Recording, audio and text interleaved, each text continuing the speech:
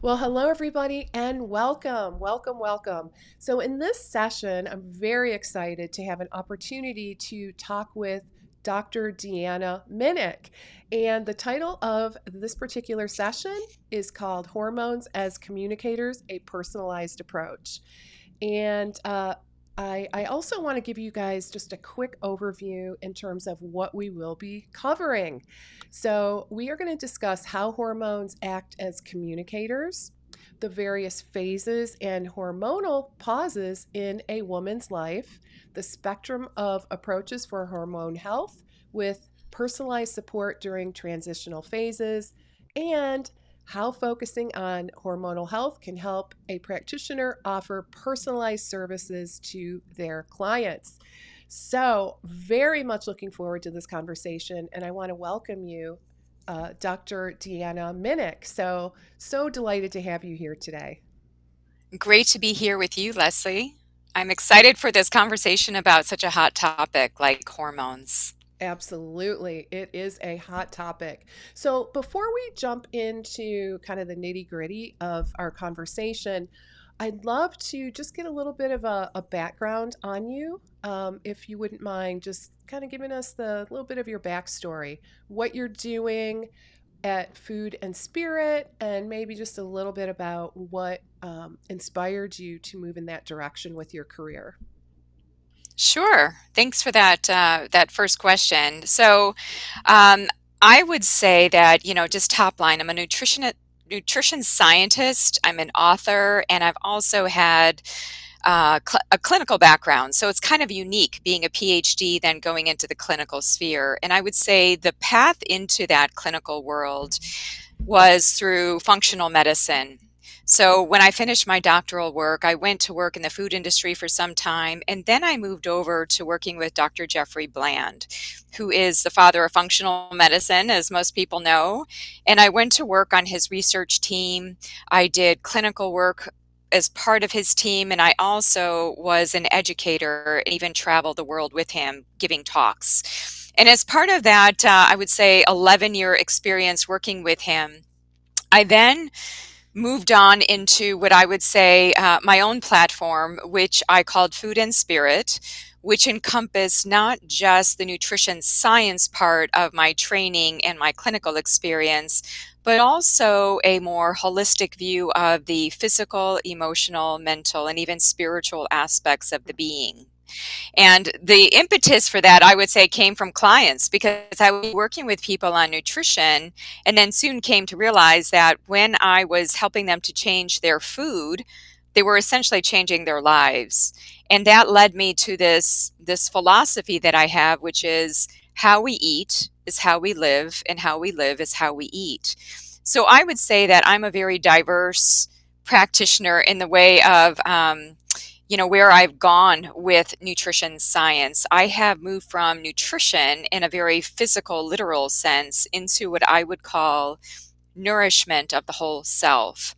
So, what I do right now in this day and age is I do much more in the way of groups, virtual online programs and experiences. I do in person retreats. So, I have moved away from the one on one and I've moved into the power of the community because what I soon came to realize is that it was great to be in the trenches and to talk with people and to try to troubleshoot their conditions. And what I was finding was that when I would bring in more people and I'd offer programs or courses, that there was this amplification of the experience. So from that point on, I decided I can lower the price point of a group so that more people can enter in, so then more people can get the information. And I do believe that each of us are each other's teachers. So it's not just me giving the information, it's me holding the space, giving the structure, giving some of the information for that experience to happen and to take off. So I would say I'm still very much entrenched in research. I'm currently serving as Chief Science Officer at Symphony Natural Health. So I help them with a lot of their scientific and clinical oversight. I am still doing a lot of my own programs. I'm still doing a lot of active writing and researching and publishing. So the name of my game is diversity, diverse experiences, diverse business aspects to everything I'm doing. And I feel like one thing that I'm doing actually ripples through into some of the other things. So it actually helps to create synergy among everything. So everything benefits from that diversity. Okay, love that. You are a busy lady.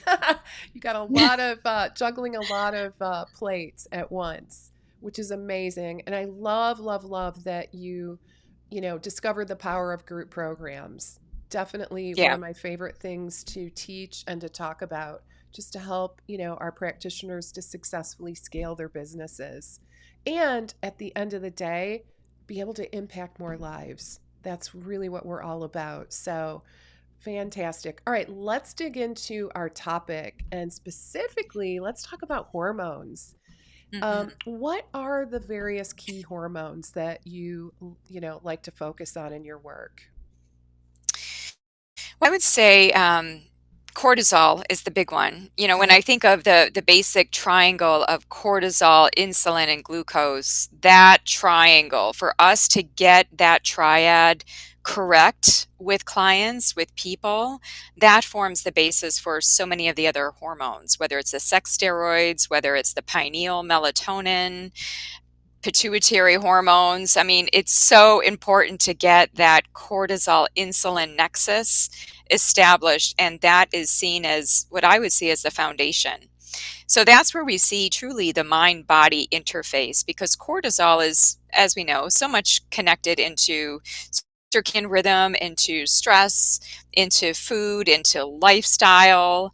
So if we can work from that place and then to look at hunger and feeding and signals and what we're eating, the quality of that as the insulin piece of that, and how those two interplay. So I think that those two form like the first layer of the house of hormones. And then going on up, I start to think about things like melatonin. Melatonin is a pineal derived neurohormone that is released in response to darkness, and it helps to prime the circadian signal as far as the sleep wake cycle goes, but also a lot of the antioxidant repair processes in the body that take place at night. And what's really key about melatonin is because it is one of the forerunners in the circadian rhythm, it tethers a lot of the other hormones together, like thyroid hormone, like the sex steroids, like estradiol, progesterone, testosterone. So I feel like melatonin is kind of at that other piece of the web of hormones where it's forming the operating system as it relates to circadian rhythm. And in between the cortisol insulin dyad and melatonin, I would say you've got everything in between. For some people, they take the portal in through the thyroid hormone. For other people, they like to focus on estradiol, progesterone, and be looking at the flux of these throughout a person's lifetime. Some people like to focus on testosterone for both men and women. We have adrenopause, andropause, melatonopause, we have menopause. All of these hormones are all synced together in some way. So I would say it's the point of entry, or the portal into which somebody takes a clinical step in, kind of depends on the person presenting, what some of their symptoms are. But again, I feel like, just based on what I know and my experience, I would start at the ground level, which is probably pretty challenging for some people, to really get cortisol and insulin well established throughout the day, Hmm. and then to have melatonin for that nighttime rhythm. Mm, okay. So let's talk a little bit about how hormones act as communicators, and if you can share a little bit more about what exactly are they communicating? Everything. When I think of physical, emotional, mental, spiritual, to me, hormones are the emotional communicators. When we feel something, we know how just picograms of hormones in our body can make us a different person. It can make us a different person in the way of mood state, our behavior, our actions. I mean, they're potent stuff. And they're what turn us into, giving our secondary sex characteristics, and can later in life, their depletion can lead to significant outcomes for things like increasing the risk for certain disease states. looking at everything from osteoporosis to dementia, cardiovascular disease. So I would say that they're pretty potent for being such small messengers in the body. And the reason why I call them communicators is because they actually do work like a symphony in the body. The classic definition of hormones, if we think of autocrine, paracrine, and endocrine, they can be produced by a cell and then work within that cell. They can be produced by a cell and then go to neighboring cells, or they can be produced by a gland like the pituitary gland and then travel somewhere else in the body to have this kind of I would say, receptor and messenger translation. So the hormone would key into a receptor on the cell and it communicates to the rest of the cell, ultimately at the level of the DNA, to create some protein or some message that will actually change the outcome or the phenotype. And also, if we look in functional medicine principles, and even within the functional medicine matrix, there are 7 nodes, 7 systemic nodes.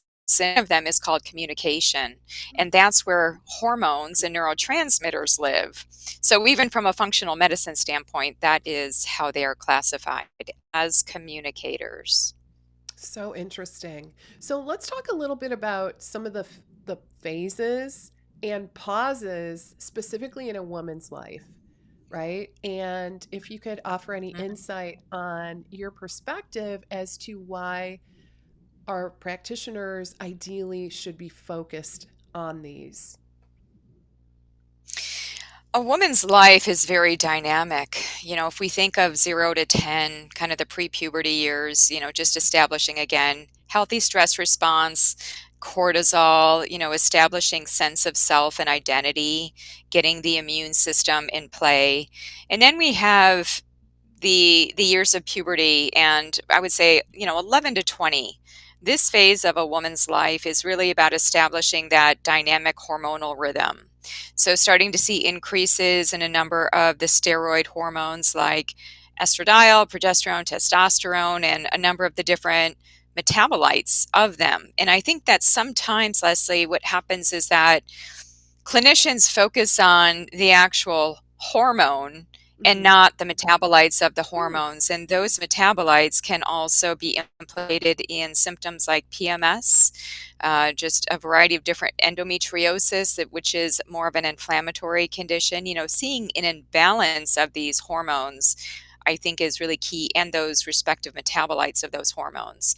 And then I think as she makes her way into her 20s and 30s, if there's interest in fertility, some of the challenges there could be PCOS, Hmm. some of the inflammatory conditions, like I already mentioned, endometriosis can get in the way of that. So looking at, just back to PCOS, again, making sure that, again, insulin is aligned with other hormones, right? So that's so key. And then when I think of perhaps the late 30s into the 40s and the 50s, we start looking at declining levels of hormones. So we start looking at a lot of, it's kind of a dance, and things start to change. And this type of dynamic flux that starts to happen, which can be exacerbated by additional stress or poor nutrient status or greater levels of environmental toxicants, we start to see that there's greater, I would say, disparity and shift in ratios. Many times that can lead a woman into early perimenopause, where she starts to have lower levels of these different hormones at an earlier stage of life, and thereby is going to be symptomatically increased, and also within her whole lifespan, potentially in postmenopause for a longer period, which will make her more prone to a number of different chronic diseases. So a woman's life is, there's beauty in all of it. I don't want to cast kind of a negative light and say, oh my goodness, this sounds like it's dire, especially as we get into our 30s and things start to change. I think that there can be an art and beauty in this whole process of a woman's becoming. What is she becoming in every decade? Because again, I want to go back to that physical, emotional, mental, spiritual, because perimenopause and menopause can be a time of rebirth for a woman. She can actually feel much more liberated. She can start to shed a lot of what she had been in her early years and now become fully authentic into a different sense of meaning and purpose for her. This is how we define spirituality in functional medicine.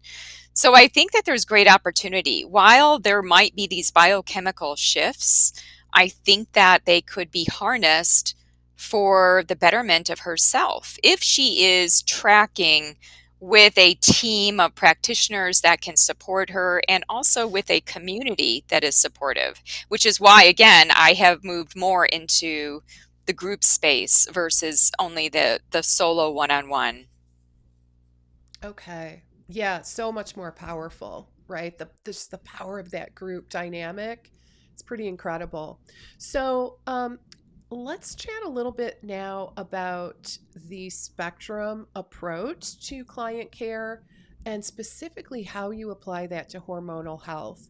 And one thing that kind of caught my attention when when you were speaking about like sometimes the imbalances of metabolites, right? How Mhm. like what do you do about that? How does that play a role in the approach that one would take? All right, so let's start there and then we'll kind of zoom out into the macro of kind of that Okay. full spectrum approach. So if we just talk about metabolites for a second, because this is truly personalized medicine, this is Hmm. personalized nutrition, this is personalized care. And if practitioners negate the genomics aspect, I think we're missing a big piece Hmm. because much of how we metabolize hormones is actually connected to gene variants. So there are great companies doing incredible work now with translational genomics, where they are looking at certain SNPs, single nucleotide polymorphisms, and then using ones that we know can be affected through nutrition and lifestyle. So why focus on all of the genes that you can't do anything about, right? Why not just Right. focus on the ones that have good science? We know that clinically we can actually do something about them. People feel empowered. And I think that when a person has a window into their constitutional genetics where they can actually say, okay, I have a gene variant in cytochrome 1b1. That means that as a woman with estradiol in my body, I need to be even more attentive to making sure that I'm metabolizing that estradiol in a good, healthy way. Because if I have an increase in this certain enzyme, I may actually get more of certain kinds of unhealthy kinds of Hmm. estrogens in my body. But you wouldn't know that unless you actually did the gene variant testing. You could say, oh, well, let me just look at family history. Oh, yeah, in the paternal line, we see there's an increased risk of breast cancer, estrogen positive breast cancer. We see that with the grandmother, with the aunt. But I think for a sense of assurity and also to keep people on track, because some people, once they have that information, then they don't veer from it. Then they know Right. something very powerful about their physiology. And it helps to shape their supplemental regimen. And it can help to inform a practitioner as to what therapeutic elements does that person need, and then if I'm employing that, how do I then look at the functional labs to assess whether or not I'm at the right level? There can be so many different variants that tie into these different hormones. Another one is melatonin. Hmm. Sometimes people have a bad response, or let's just say, Hmm. a response to a melatonin supplement like grogginess, or, Hmm. they just have headaches in the morning, or I hear a lot about those kinds of side effects from people. Even my husband has had that. So, Hmm. Hmm. and then when I look at his genetics and I start to look at, well, let's look at your cytochrome 1A2, which is the primary phase 1 metabolic detoxification that metabolizes melatonin. Maybe you're a slow metabolizer of melatonin. So you're going to have like that hangover effect in the morning because your body just takes longer to metabolize it. So you might have to take melatonin earlier so you give yourself enough lag time through the night to Hmm. actually metabolize it properly. So the takeaway is, to answer your question, how do we wrap our arms around something so complex like the metabolism of hormones? Two things. One is getting those gene variants. And if you Hmm. don't have the time as a practitioner to be better informed, working with the different companies that do gene testing, because some of them do have a lineup of practitioners that are incredibly skilled in this art, and they can help you to better inform your patients. I think that that's first and foremost. And then secondly, to be looking at the functional labs, we need to be looking at, well, what are the outcomes? Yeah, I made this change in a supplement or in somebody's nutrition, but is it actually having an impact? Or do I need to tweak it?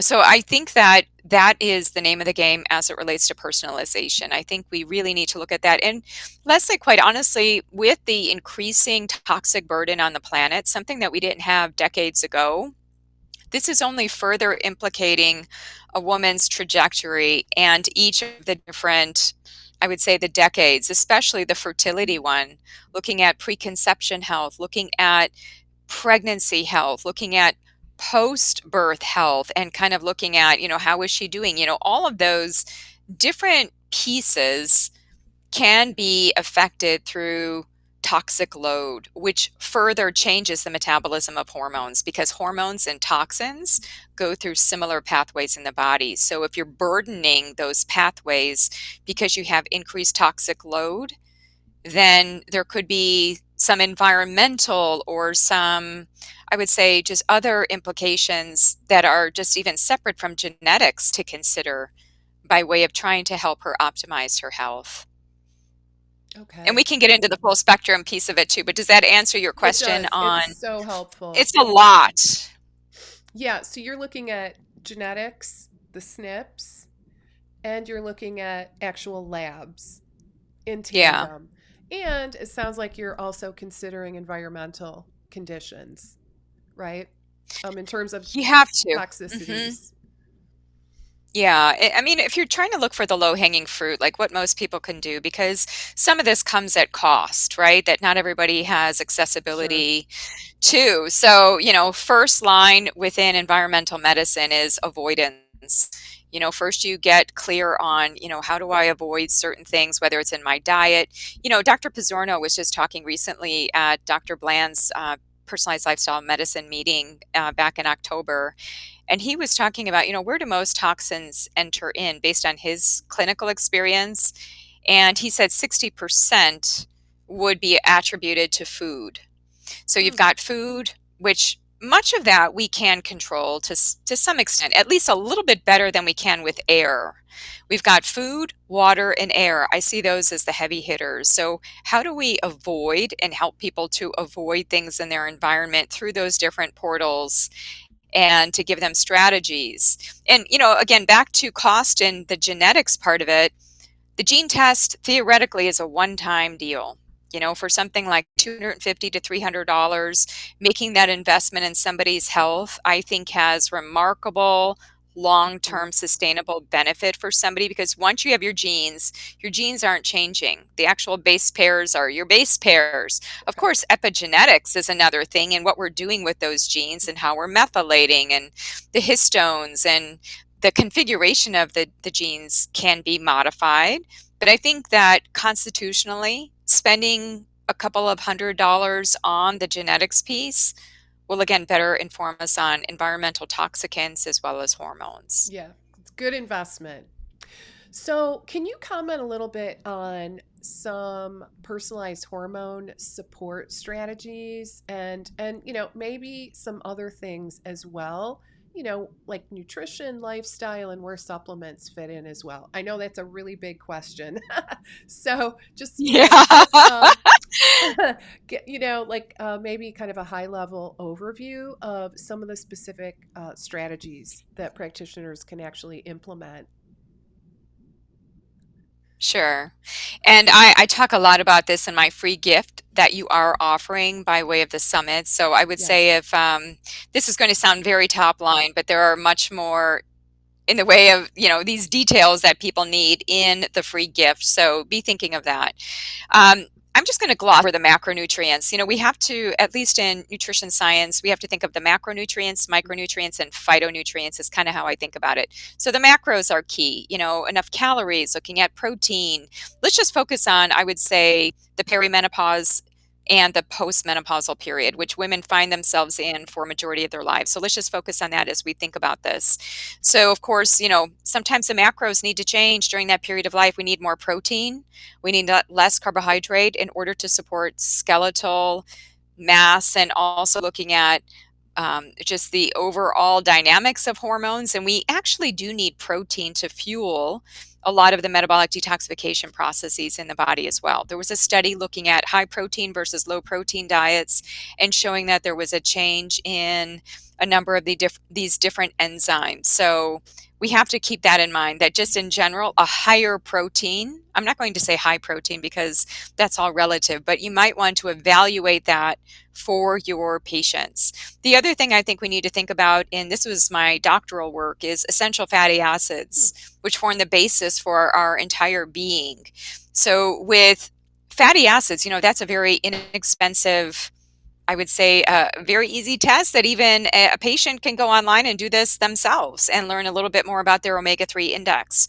Let's start with, again, the foundational elements, and let's get those right before we go into the more nuanced phytochemicals and a lot of the different therapeutic supplements, right? Just the basics of making sure we have a good, healthy ratio of omega-3 to omega-6 fat so that we're not on the inflammatory side of the equation.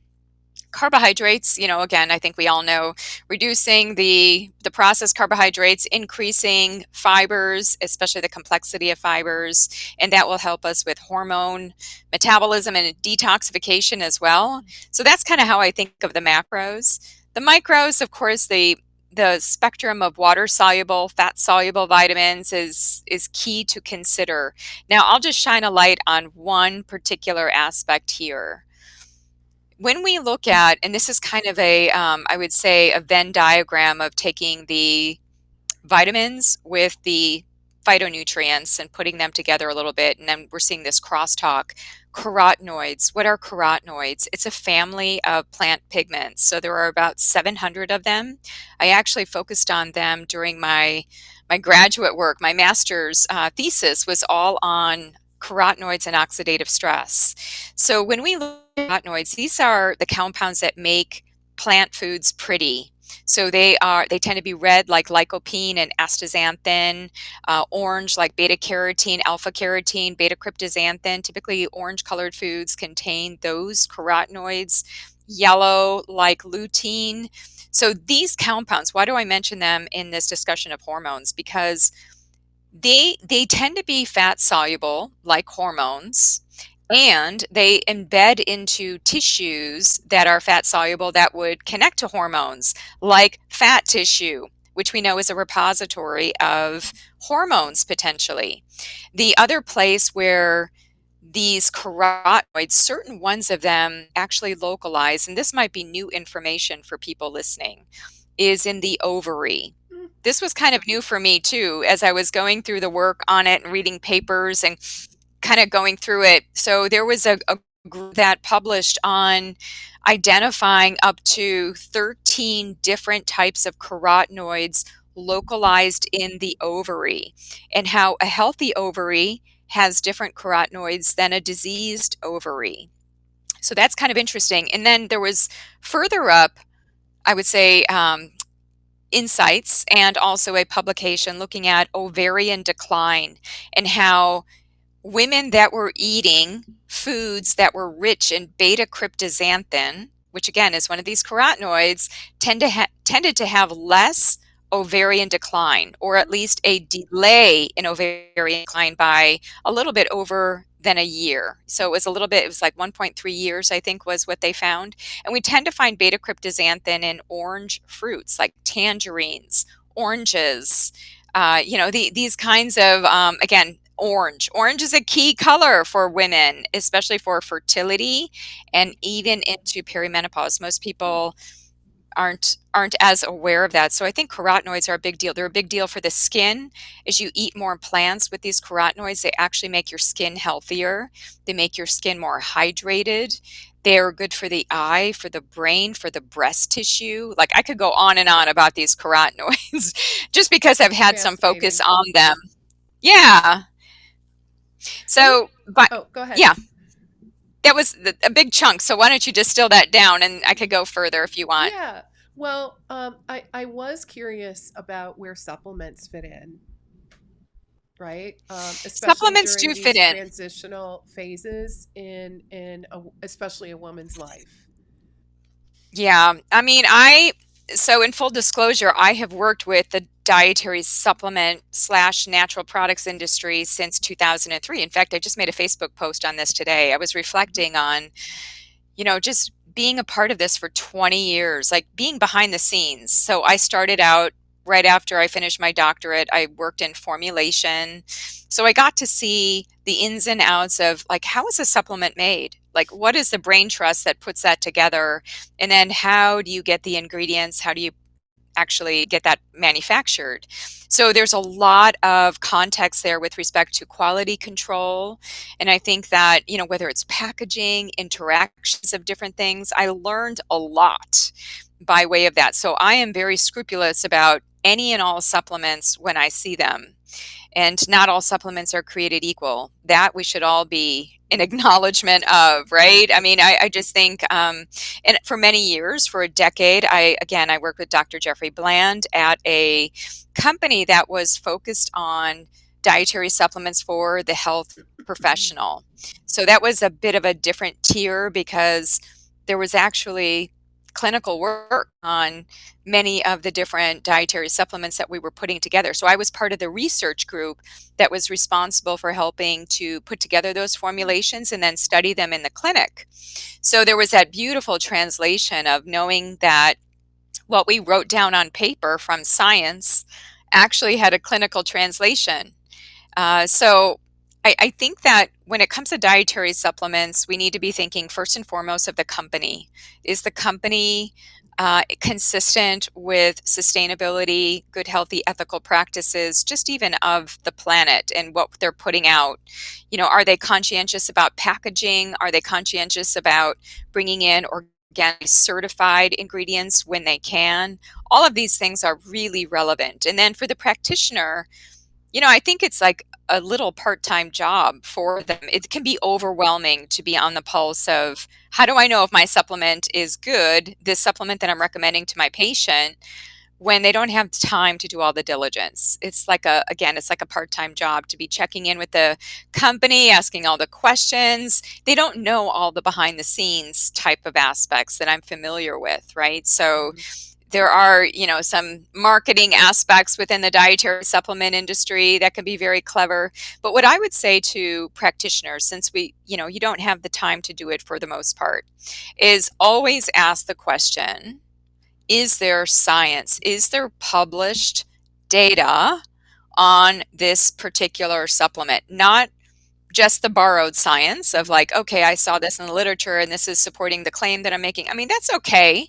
That's second tier. First tier Mhm. is there actually, and especially for products like probiotic strains, that's really important because you have the genus, the species, and the strain, and these are very specific to therapeutic indications.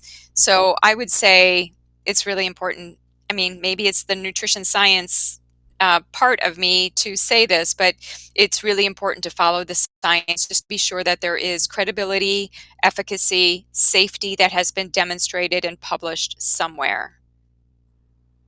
Okay, so important. So, as we start to wrap up our conversation today, do you have any kind of final words of wisdom that you can share with our practitioners in terms of how to utilize this information in their own practice? I would say again, a lot of it is going to be on that free gift where Okay, there's a lot that I haven't talked about, right? Kind of moving through each of right. the endocrine systems and nutrition, lifestyle. You had asked me about lifestyle, so we haven't even broached that, but that's like, goodness, that's like A days to lot. talk about that. So, what I want to leave the practitioners with in terms of hormones and where to start, again, I want to harken back to what I started with, which was talking about cortisol, talking about insulin.